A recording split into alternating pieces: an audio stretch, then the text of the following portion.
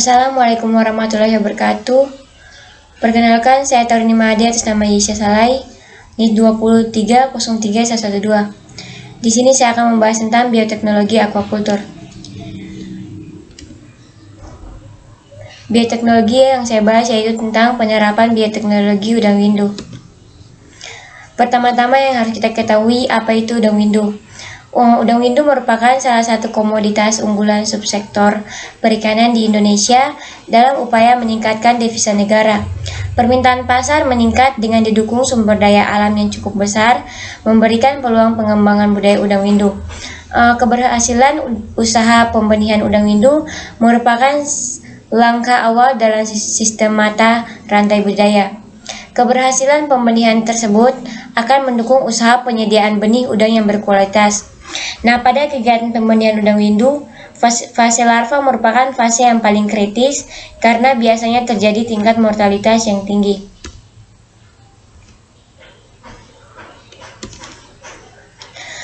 Udang windu juga adalah termasuk krustasea yang hanya memiliki sistem imun non-spesifik dalam mempertahankan tubuhnya terhadap serangan patogen.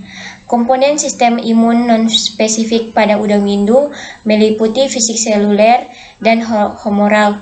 Selanjutnya dijelaskan bahwa pertahanan fisik yang berperan sebagai pertahanan terluar pada udang adalah kulit, sedangkan sistem imun seluler terdiri dari hemosit dan fixed phagocytes atau sel yang tidak bergerak yang tersebar pada insang, jantung, dan jaringan pengikat. Hemosit memegang peran penting dalam respons seluler pertahanan tubuh udang yang meliputi fagositosis, enkapsulasi, melanisasi, kitotosisitas, dan komunikasi antar sel.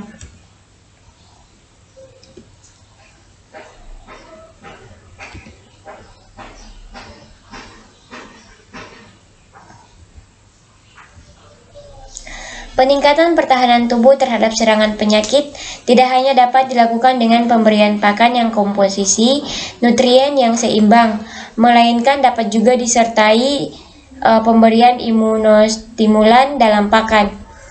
Imunostimulan berhubungan langsung dengan sel sistem imun yang membuat sel tersebut lebih aktif pada udang windu atau Paneus monodon.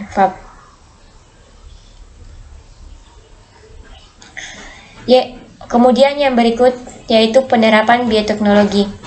Penerapan bioteknologi pada aquacultur dalam peningkatan resistensi ikan atau udang melawan serangan penyakit atau patogen merupakan salah satu alternatif pemecahan masalah penyakit. Selain itu, mekanisme yang potensial dalam peningkatan resistensi penyakit adalah produksi hewan akuatik melalui penerapan interferensi RNA interferensi RNAi atau juga dikenal sebagai teknologi untai ganda RNA. RNAi merupakan suatu teknologi yang dapat menghambat ekspresi gen virulensi dari virus.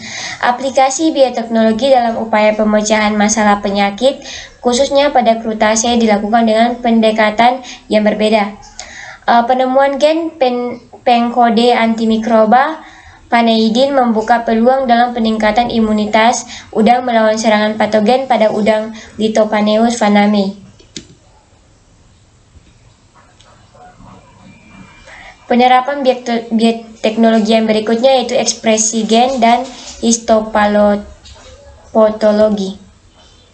Ekspresi gen pada udang windu dilakukan dengan isolasi RNA dengan menggunakan kit isolasi RNA dan selanjutnya dilakukan sintesis cDNA untuk dijadikan sebagai tempel DNA untuk proses. Amplifikasi DNA dilakukan melalui teknik PCR dengan mengacu pada metode yang telah dikembangkan oleh Parenrengi et al.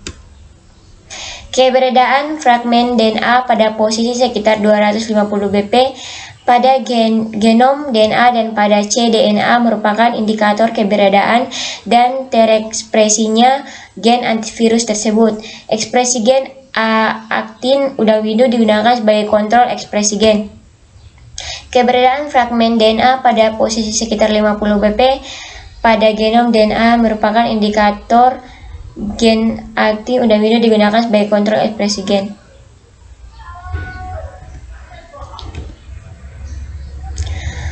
Kemudian yang berikutnya yaitu peran mikroorganisme pada aquaculture. Benih unggul, kualitas air sebagai tempat hidup dan berkembang ikan, kualitas dan jumlah pakan yang diberikan merupakan aspek-aspek utama yang mendukung keberhasilan aquaculture. Pada dua aspek tersebut yaitu kualitas air dan pakan. Mikroorganisme memegang peran sangat vital sehingga karakter yang sifat senantiasa dikaji secara mendalam.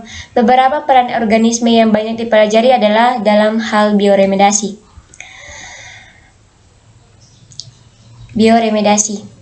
Bisa kita ketahui bahwa bioremediasi didefinisikan sebagai proses penguraian limbah organik atau polutan secara biologi dalam kondisi terkendali.